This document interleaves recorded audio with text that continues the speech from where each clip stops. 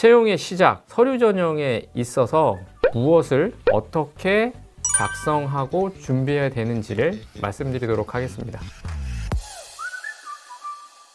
서류 전형에 있어서 크게 두 가지로 나뉘는데요. 첫째, 이력서입니다. 둘째, 자기소개서이죠. 자, 이력서는 개인정보, 학력, 전공, 학점, 경력, 대내외 활동, 자격증으로 이루어져 있습니다. 즉, 이런 정보들이 의미하는 건 뭐냐면 바로 여러분들의 능력을 객관적으로 평가할 수 있다는 점입니다. 예를 들면 여러분의 학점이 4.3이다 라고 하면 심사위원이 쭉 여러분의 지원서를 쓱 보다가 이렇게 생각하는 거예요. 오, 공부 열심히 했네? 라고 하면서 이제 관심을 가질 수가 있는 거죠. 이런 이력서에 있는 정보는 객관성입니다. 학력 증명할 수 있죠. 학점 증명할 수 있죠. 경력 증명할 수 있죠.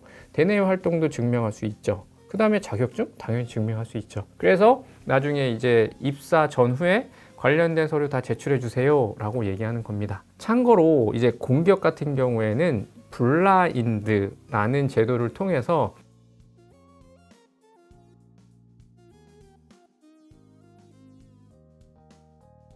여러분의 개인정보나 학력 이런 정보들을 입력하지 않게 합니다. 공기업 같은 경우에는 능력 중심 위주로 평가하기 위해서 그런 부분들을 없앴다라고 했잖아요.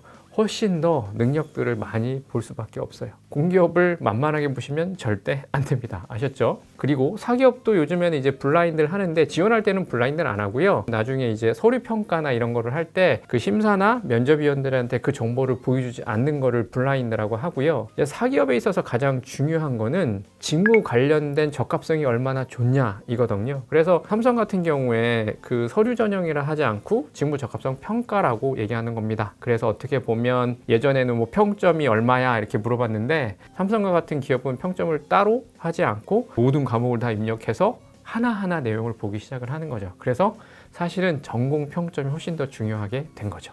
자기소개서를 통해서 알고 싶은 게 뭐냐라고 하면 지원 동기, 그리고 입사 후 목표, 성장 과정, 성격의 장단점, 지원 직무 관련된 경험이 어떤 것이냐를 궁금해하는 겁니다. 그리고 이제 이런 내용들을 회사마다 그 주제는 다 다르겠지만 천자내로 쓰는 겁니다. 띄어쓰기 포함해서. 이 또한 회사 정책에 따라서 500자가 될 수도 있고요. 700자가 될 수 있고 1000자, 1500자가 될 수 있는데 대부분은 500자에서 1000자 사이 왔다 갔다 하는 것 같아요. 그래서 그 정책에 따라서 잘 작성을 하셔야 되고요. 자기소개서를 통해서 알고 싶은 건 크게 두 가지인데 첫째, 소통 능력, 둘째, 지원 동기와 목표가 사실은 가장 중요합니다. 그 소통이라고 얘기를 하니까 여러분들은 아니 무슨 말도 아니고 글로 소통을 해 라고 얘기할 수 있는데요. 기업에 있어서 가장 중요한 거는 글로써 소통하는 능력, 즉 보고서 작성 능력입니다. 따라서 많은 기업들이 자기소개서 평가 항목에 소통 능력은 없지만 그냥 기본적으로 이게 말이 안 되잖아요. 그러면 자기소개서에 있어서 높은 점수를 받기가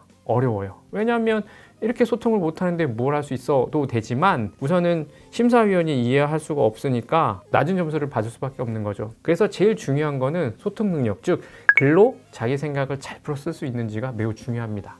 자, 그러면 이 서류 전형의 핵심의 핵심이 뭐냐? 심사위원이 여러분들의 지원서를 읽고 이 지원자 좀 만나보고 싶은데? 라는 생각이 들게끔 하는 겁니다. 그러면 이 지원자를 만나보고 싶어 라는 의미는 뭘까요? 우리 회사에서 일 잘하겠네? 라는 생각이 드는 거예요. 우리라는 건 사람으로서 서로 이 문화 같은 게 잘 맞는다 이런 의미고요. 일 잘하겠다는 의미가 뭐냐면 앞으로 담당할 업무가 있잖아요. 그 일을 잘할 수 있는 근거들이 있다는 얘기예요. 직무 이해도가 높거나 아니면 관련된 기술이나 지식이나 이런 것들을 잘 알거나 이런 뜻이 있어야만 합니다. 따라서 이를 위해서 여러분들이 뭘 해야 되겠어요? 우선 직무에 대한 이해도가 높아야 합니다. 그래서 직무 분석 하라고 하는 거예요. 따라서 여러분은 지원 직무 관련된 이해도를 높여야 되는데요. 예를 들면 이런 거예요. 인사라면 이런 거죠.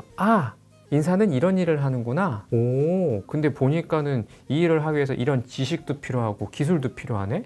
그리고 이게 보니까 이것만 있는 게 아니라 이게 인사 담당자는 물론 이게 회사 직원이 다니고 있는 회사, 소속된 회사에 대한 이 로열티, 충성도가 높아야 되는데 이거 인사는 훨씬 더 높아야 되겠는데? 와 같은 어떤 가지고 있어야 될 역량들을 잘 알고 있는 게 중요하다는 뜻이에요. 이런 직무 분석을 통해서 지원 직무 관련된 지식, 기술, 태도를 알아내는 것, 이해도를 높이는 게 바로 직무 분석입니다. 이 직무 분석을 한 분과 안 한 분은 정말 하늘과 땅의 차이가 납니다. 너무 확실해요. 그래서 학생분들에게 물어봐요. 하기 전과 하기 후가 어때요? 그러면 멘토님 너무 달라요. 이렇게 스스로 얘기가 나온단 말이에요. 그러니까 직무 분석은 진짜 꼭 하셔야 돼요. 아셨죠? 자, 그 다음은 이제 지원 회사를 분석해야 되는데 너무 어렵게 생각하지 마시고요. 이 회사가 어떤 거를 생산하지? 어떤 서비스를 하지? 그리고 지금 현재 어떤 것들을 궁금해서 뭐를 좀 해보고 싶어 하지? 그리고 이 회사는 어떤 문화를 가지고 있지? 를 알아보는 게 회사에 대한 분석이라고 생각하시면 돼요. 삼성전자는 반도체도 만들고 반도체는 메모리 반도체도 있고 이런 식으로 그 회사가 뭘 생산하는지도 좀 알아내고 그 다음에 뭐 최근에 뉴스나 뭐 이런 것들은 회사에서 되게 관심 있는 자료들이 되게 많아요. 그리고 뉴스는 회사에서 대부분 다 내는 거예요.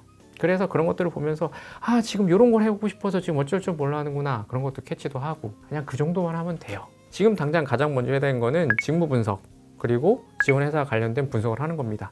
그래서 내가 뭘 할지를 계속 고민하면서 직무 분석하고 이런 일을 하면 어디 회사에 가야지 막 하잖아요. 이런 것들이 되게 많이 쌓이면 나중에 지금이 진짜 편해요. 술술술술 이력서가 써지고 술술술 자기소개서가 써지는 거죠. 그냥 합격하는 거예요. 자연스럽게. 진심이에요. 아셨죠? 이력서를 작성할 때 가장 중요한 건 뭐냐면 많으면 많을수록 좋죠. 근데 단 한 가지 조건이 있어요. 이 많은 내용들이 지원 직무와 관련이 있어야만 한다는 점이에요. 만약에 아무리 많아도 지원 직무와 관련이 없다면 그 많음은 빵이 되거나 마이너스가 돼요. 그래서 이력서상에서 보면 학점 있잖아요. 그래서 전공 학점이 중요한 거고, 그게 지원 직무와 얼마만큼 관련이 있는 것들이냐, 그리고 경력도 지원 직무 얼마만큼 관련이 있냐, 대내 활동도 얼마만큼 관련이 있냐, 자격증도 얼마만큼 관련이 있냐, 관련이 있으면서 많아야 된다는 사실을 여러분이 절대 잊지 않으셨으면 좋겠어요. 그래서 취준생분들이 뭔가 할 때 없잖아요. 그럼 불안해서 뭐 하나라도 쓰는데 그런 것들이 직무와 관련이 없으면 지원자는 직무 이해도가 떨어진다 라고 생각을 하기 시작하는 겁니다. 아셨죠? 자기소개서 역시 마찬가지입니다. 뭐 지원 동기, 입사 후 꿈, 성장 배경, 뭐 지원 직무 관련된 경험, 뭐 성격의 장단점 등 뭐 회사마다 다 다르지만 뭐 카테고리를 나누면 크게 몇 가지로 나눌 수 있는데, 그 카테고리에 있어서도 중요한 거는 지원 직무와 얼마만큼 관련이 있고, 그 질문에 지원 직무와 관련된 지원 직무 이런 건 없어도 그 내용이 꼭 들어가 있다고 생각하고 작성을 하셔야만 합니다. 여기서 이제 한 가지 좀 중요한 걸 얘기 드리자면, 예를 들어서 지원 동기 있잖아요. 굉장히 쓰기 어려울 거예요. 왜냐면 여러분들이 생각하면 그냥 뭘 지원해요, 그냥 먹고 살려고 지원한 거고, 그 회사 여기서 제일 좋잖아요, 이렇게 하면 회사는 절대 뽑을 일이 없어요. 여러분들이 뭐 직무 분석, 기업 분석을 하면서 그 기업을 왜 가야 되는지를 계속 생각하는 게 가장 중요하고요. 만약에 그 지원 동기가 잘 써졌는지 안 써졌는지를 판단하기 위한 근거는 딱 하나입니다. 지원 동기 내에 지원 기업 이름을 쓰잖아요. 그 이름을 같은 업종에 있는 다른 회사로 싹 바꿔보세요. 말이 되잖아요. 다시 쓰셔야 돼요. 아셨죠? 삼성전자로 바꾸고 LG로 바꾸고 SK 하이닉스로 바꿔도 말이 되면 그게 무슨 지원 동기예요. 그냥 여러분들 그렇게 되면 요즘에 심사위원들 워낙 잘 알아서 그냥 이건 말만 바꾼 거구나 이렇게 되면서 여러분의 지원 동기에 대해서는 굉장히 낮은 점수를 받을 수밖에 없는 거죠. 성장 과정 같은 경우에는 직무 할 필요는 없어요. 그냥 이런 성장 과정에 있어서 여러분 삶에 지금 가장 영향을 미친 사건, 뭐 인물 이런 것들을 중심으로 해서 내가 그때 그랬겠구나 이러면서 쭉 하나를 작성하는 건데, 그게 지원 직무와 관련된 내용들이면 좋겠지만 굳이 관련이 없어도 전 크게 상관없다고 생각해요. 뭐 예를 들어서 저는 늘 도전적인 삶을 사는 사람입니다 라고 하면서 내가 쭉 어떤 도전을 해왔고 이런 걸 써도 되는 거잖아요.